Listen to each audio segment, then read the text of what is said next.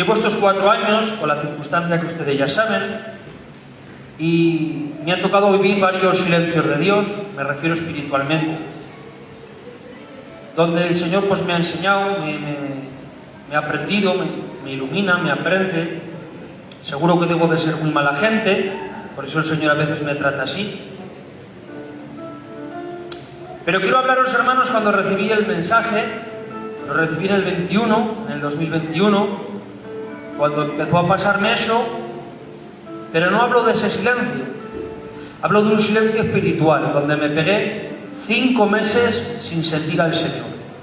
Y no me refiero de no sentirlo por no buscarlo, porque si no buscas, no lees, no acudes,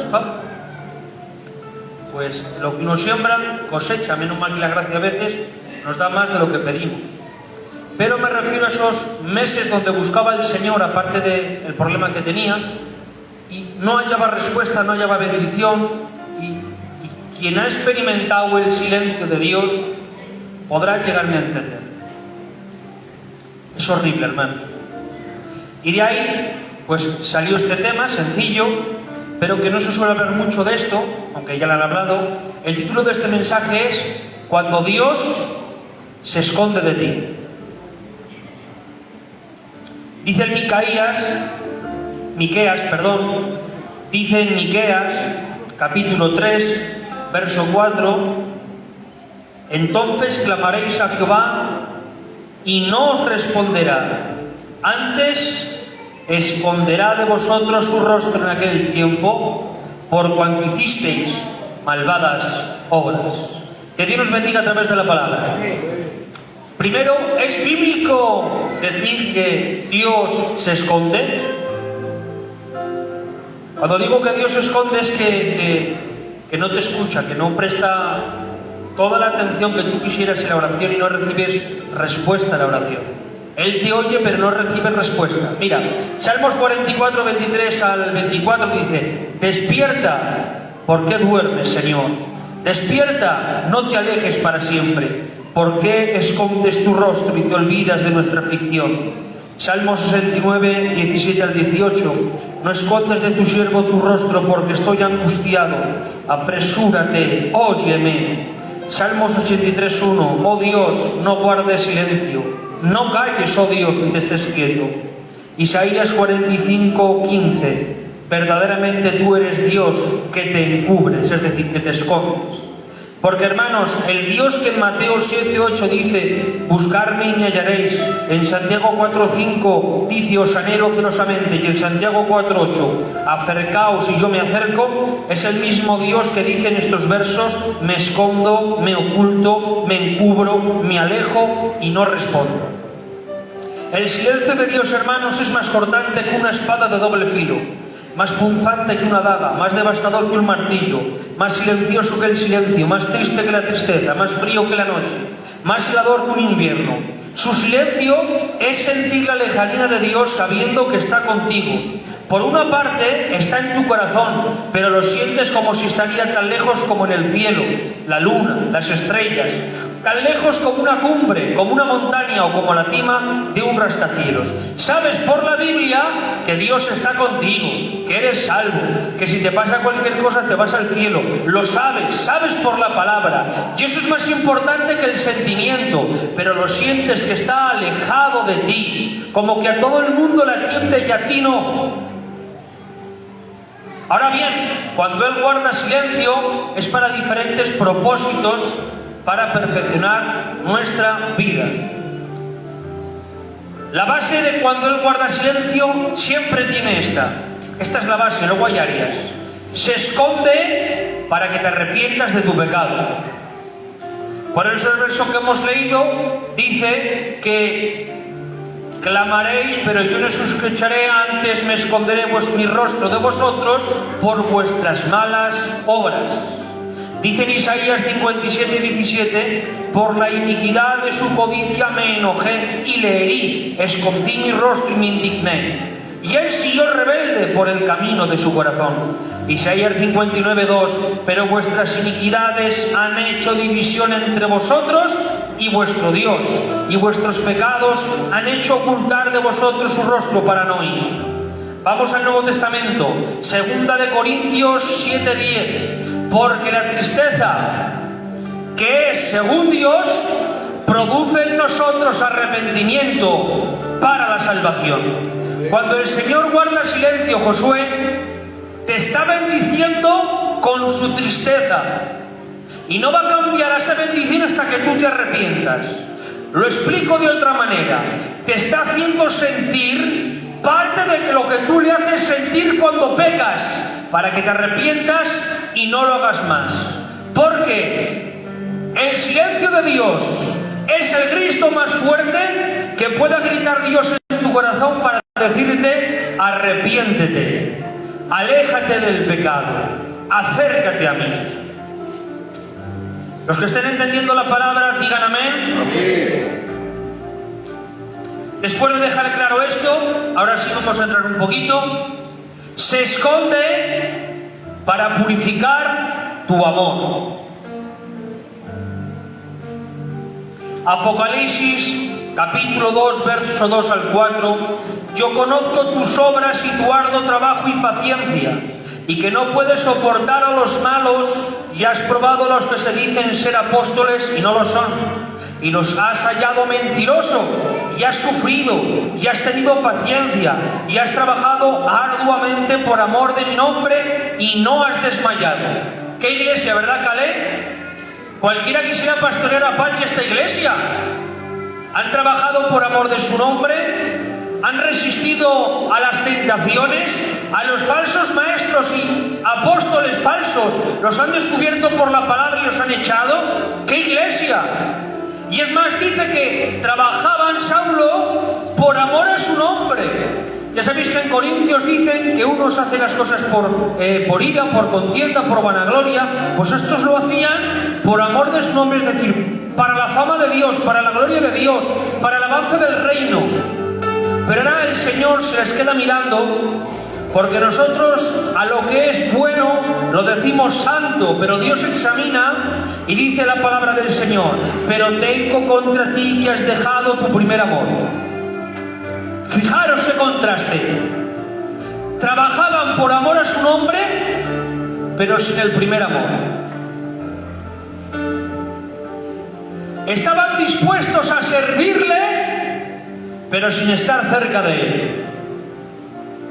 Y claro, cualquier persona en su empresa, no le importe que le ames o le odies, con cualquier hacer su trabajo y que la empresa funcione.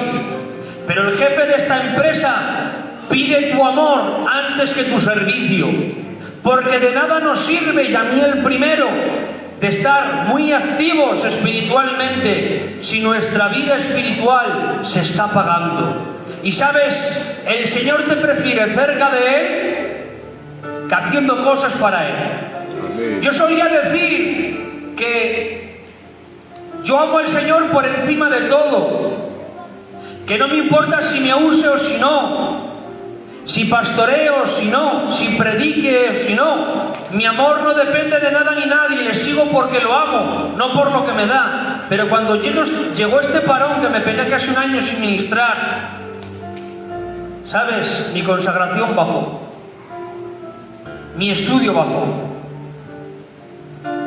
Antes apostaba poco por mí, pero ya no apuesto nada, hermanos. Pero sin embargo, Dios, que es bueno, a veces guarda silencio para que en ti se despierte la alarma y vuelvas a tu primer amor. Mirad, dice en Oseas 2:14: pero he aquí, yo la traeré y la llevaré al desierto y hablaré a su corazón. En otra traducción es algo impresionante como lo dice. Dice: a pesar de todo eso, llevaré a Israel al desierto y allí, con mucho cariño, haré que se vuelva a enamorar de mí. Hermanos, si tú quieres enamorar a alguien, el desierto no es un buen lugar.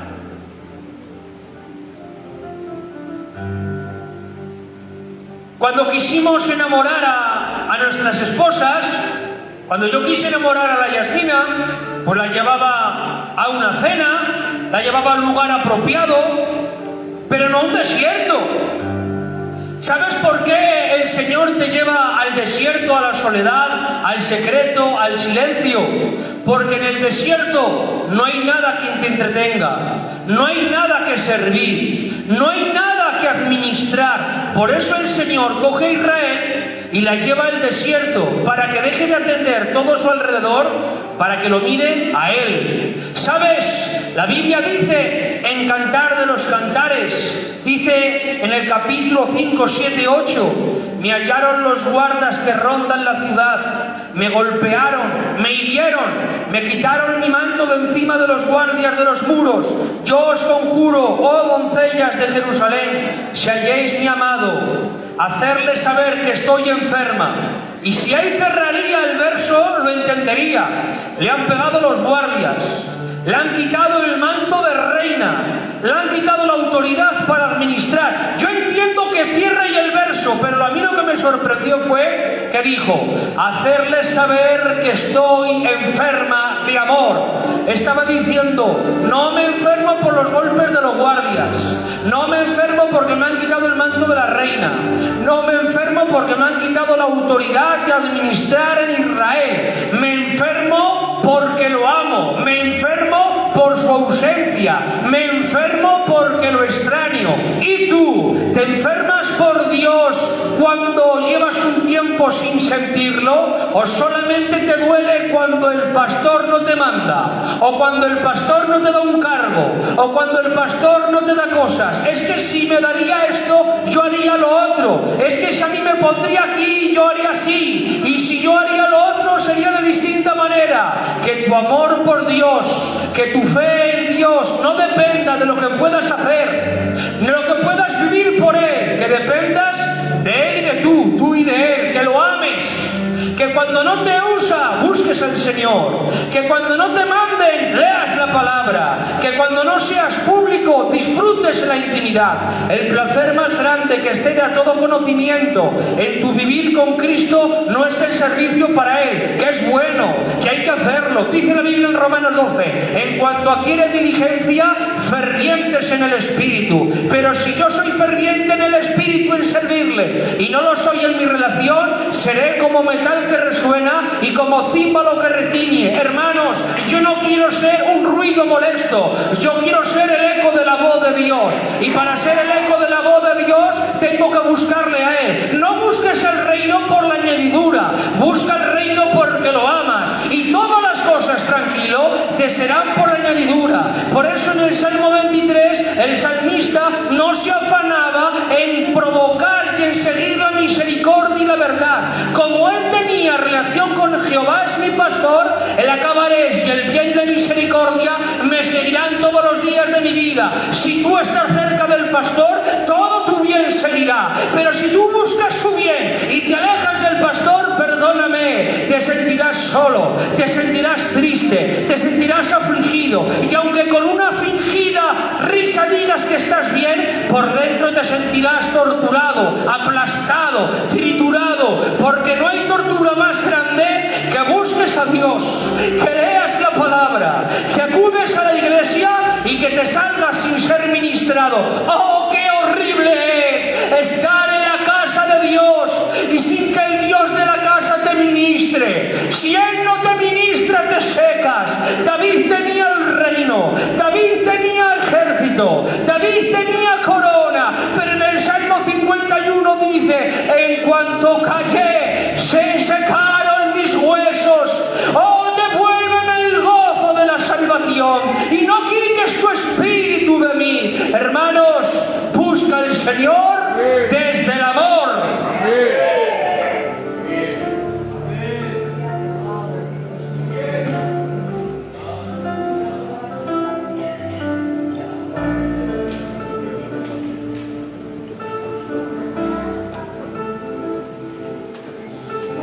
Este punto me lo salto, pero sería: se esconde de ti para crear resistencia, para crear carácter, para formarte. Por último, ¿cómo vivir los silencios de Dios?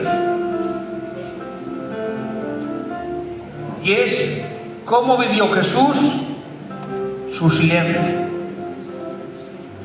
Porque Jesús es diseño, norma, fe y ejemplo en toda la vida cristiana. ¿Quieres parecerte a Dios? Fíjate en Jesús. Y primero, hermanos, lo vivió en oración. Marcos 14, 33, 34. Tomó consigo a Pedro, a Jacobo y a Juan y comenzó a entristecerse y a angustiarse y les dijo: mi alma está muy triste hasta la muerte. Quedaos aquí y velad. Acompañadme, hermanos. Por primera vez el Creador pide a la creación que ore con él. Hebreos 5, 7. Y Cristo en los días de su carne, ofreciendo ruegos y súplicas con gran clamor y lágrimas al que le podía librar de la muerte, fue oído a causa de su temor reverente. Lucas 22, 44, 46. Y estando en agonía, oraba más intensamente, y era su sudor como grandes gotas de sangre que caían hasta la tierra. Cuando se levanta de la oración, vino a sus discípulos, los halló durmiendo a causa de la tristeza y les dijo: ¿por qué dormís? Levantaros y orad para que no entréis en tentación. Acompáñame, Gerson, ahora. Los tres se quedaron dormidos en el Getsemaní. Y son estos mismos tres, Pedro, Juan y Jacobo, que permanecen despiertos en la transfiguración. En el Getsemaní se duermen, en la transfiguración están despiertos. Porque la transfiguración está reservado para algunos muy pocos. Pero el Getsemaní es íntimo, es privado y no lo puedes compartir con nadie. Por eso no culpes a Pedro, Juan y Jacobo de que te aplaudan en el monte de la transfiguración cuando brillas, pero se duermen cuando estás agonizando en el Getsemaní. De hecho, los tres se durmieron a causa de la tristeza de Jesús. Sin embargo, Jesús, el que estaba triste, en gran manera permanecía en oración. Y es que en tu Getsemaní particular, como no ores, al final te duermes. Y dice la Biblia: y estando en agonía. En griego agonía es aiguía y es lucha o pelea. Y en esa lucha y en esa pelea, en agonía y en tristeza y llorando, él tiene la solución para saber vivir eso. Y dice: mas él oraba intensamente. Padre, si es posible, pasa de mí esta copa, pero no se haga como yo quiero, sino como tú quieres. Padre, he venido a hacer tu voluntad, pero no se haga mi voluntad, sino la tuya. Y venía la agonía, pero él levantaba el clamor.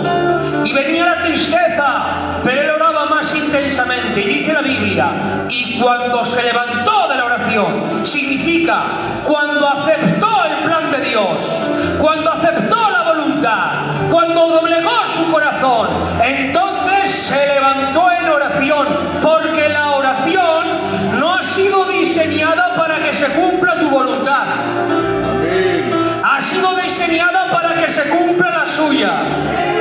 Es que estoy en un Getsemaní, es que lo estoy pasando mal, es que no hallo respuesta, es que tengo un problema, es que no estoy bien de salud, es que no veo mi petición, es que mi familia no crece, es que mi economía se acorta, es que voy de hospital en hospital, es que estoy sufriendo por Cristo. Las oraciones que hacemos no son para que se solucione las peticiones que tenemos en nuestro corazón, son para que se cumpla la voluntad y el propósito de Dios. Por eso en el Getsemaní ora, ruega, suplica, clama, persiste en oración, continúa en oración, sé intenso en la oración, porque si no el Getsemaní te mata sin llegar a la cruz, te duerme sin llegar al Calvario, te aplasta sin cumplir el consumado es. Por eso en tu Getsemaní ora, ora,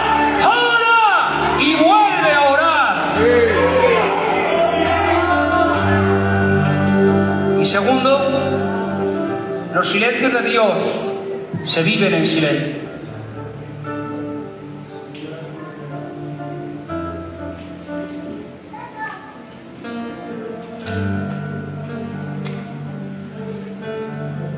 Desde el Getsemaní a la cruz ya saben todo lo que ha pasado, todo lo que ha experimentado, los golpes, la tortura. Pero ahora llegamos a la cruz, a la cúspide del sufrimiento. Cuando dice que los hombres se esconden de él, Isaías 53:3, despreciado y desechado entre los hombres, varón de dolor experimentado en quebranto, y como que escondimos el rostro, fue menospreciado y no lo estimamos. Sus discípulos lo abandonaron, Mateo 26:31. Entonces Jesús le dijo: todos vosotros os escandalizaréis de mí en esta noche, porque escrito está: heriré al pastor y las ovejas del rebaño serán dispersadas. El cielo no responde. Salmos 22:1-2. Dios mío, ¿por qué me has desamparado? ¿Por qué estás tan lejos de mi salvación y de mi clamor? Dios mío, clamo de día y no respondes, y de noche y no hay para mí reposo. Cuadrillas de malignos me han rodeado, toros fuertes de Basán. Mi vigor se secó como un tiesto, se derritió en medio de mis entrañas. Contar puedo todos mis huesos. Grandes surcos hicieron los aradadores por mis espaldas. Afligido y angustiado, entristecido, mas él, ¿cómo responde ante este silencio? Este no es un silencio, es el silencio, porque no ha habido más silencio en la historia de parte de Dios que en ese momento. Ni cuando Abraham va a clavar el cuchillo a Isaac, ni cuando Sadrach, Mesach y Abednego, por amor a Dios, entran al horno, ni cuando David lanza la piedra ante el gigante para que Israel venza.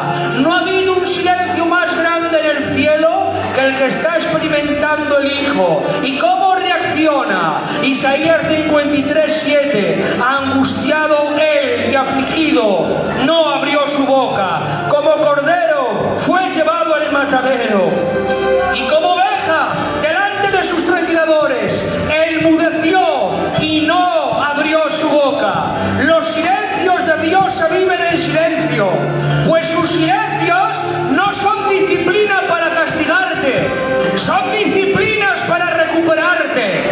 Porque si Jesús no experimenta ese silencio, nadie había sido recuperado, ni los del Antiguo Testamento, ni los del Nuevo, ni nosotros, ni los del futuro. Si Él no experimenta el silencio de Dios, si Él no experimenta esa experiencia, nadie hubiera sido recuperado. Y todavía estamos en nuestros delitos, y todavía estábamos muertos espiritualmente, y nuestro destino sería el infierno. Por eso no menosprecie sus silencios. Sus silencios no es un castigo, sus silencios no es una tortura. Oh, sus silencios es una carta de amor, pero que no está escrita en palabras, está escrita en sangre en tu corazón, en borbotones del Calvario, en plumas que escriben en tu alma y te dicen: quiero recuperarte, ven a mí, te echo de menos, aléjate de eso y acércate a mí. Oh, si viéramos los silencios de Dios como Dios los ve, nos arrodillaríamos y le diríamos: gracias, gracias, gracias. No hay lágrima tan grande que no sea curada por Él. Por eso si lloras, llora, pero en oración y en silencio, en silencio y en oración. Ora en silencio y silénciate en oración. ¡Aleluya!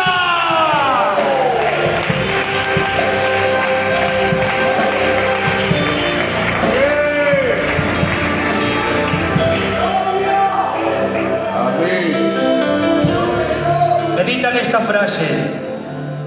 En el Getsemaní entregó su voluntad, y en la cruz entregó su vida. Solo los que entregan su voluntad orando entregarán su vida en silencio. Te regalo este último verso para que lo escribas en tu corazón. Tú que lloras y no sabes por qué estás pasando esas circunstancias. Salmos 37:7. Guarda silencio ante Jehová y espera en Él. Esperar en Dios no es lo más fácil, pero sí es lo más seguro. Espera en Dios. Confía en Él. ¿Qué hago? ¿Qué digo? ¿Cómo? Nada. Ora, lee las lecciones del maestro cuando está en la pizarra. Se aprenden en silencio.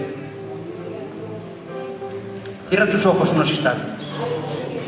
Medita en la palabra. Aleluya. No te distraigas ahora con nada ni con nadie. Te amo. Apagamos las luces, por favor. Cierra tus ojos ahora, por favor, no te distraigas. Ahora abre tu corazón, deja que Dios ministre esa herida.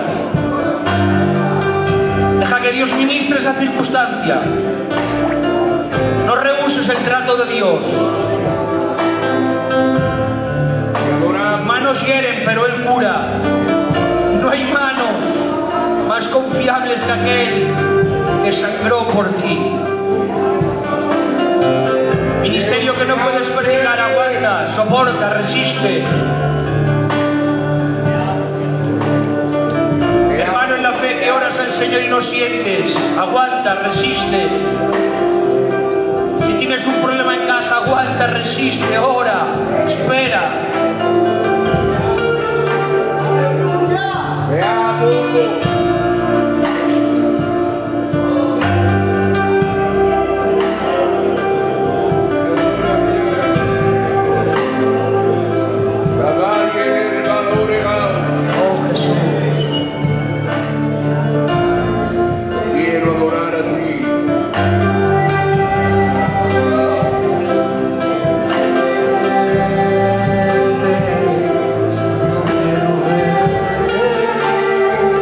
Lo decimos todo.